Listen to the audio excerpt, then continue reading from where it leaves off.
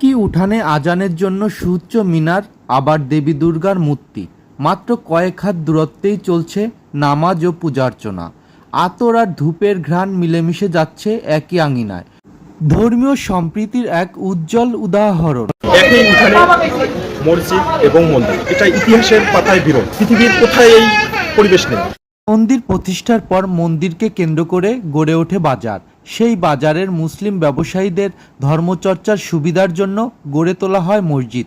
সেই থেকে মন্দির ও মসজিদ পাশাপাশি, দুই ধর্মের ধর্মপ্রাণ মানুষের গন্তব্য একই উঠানে।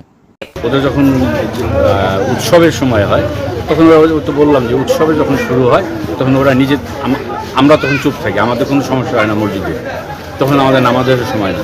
আর যখন আমাদের নামাজের সময় হয়, যখন আমরা আজানের প্রস্তুতি নিই, ওনারা নিজের থেকে মাইক বন্ধ করে দেয়।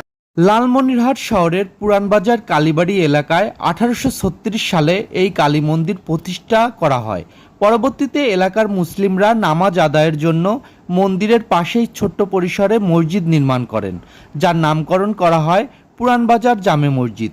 দুটি উপাসনালয়ের একটি মাঠ হওয়ায় ওয়াজ মাহফিল ও পূজা অর্চনা সহ দুই ধর্মের যে কোনো ধর্মীয় অনুষ্ঠানের আগেই দুই পক্ষের কমিটি একসাথে সিদ্ধান্ত নেয়।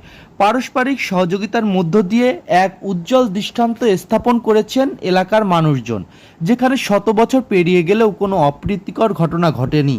হিন্দু ধর্মের পূজা হচ্ছে, আমরা শান্তির উৎসব করি অনেক আনন্দের সাথে। আর এখানে যারা মুসলিম ধর্ম আছে নামাজ পড়ে, তারা তাদের মতো করে নামাজ পড়ে, আমরা আদায় করে আমরা পূজা করি। ঝামেলা নেই, কখনো কোনোটা হয়নি। সাম্প্রদায়িক সম্প্রীতি আমাদের এখানে যথেষ্ট সুন্দর এবং ভালো।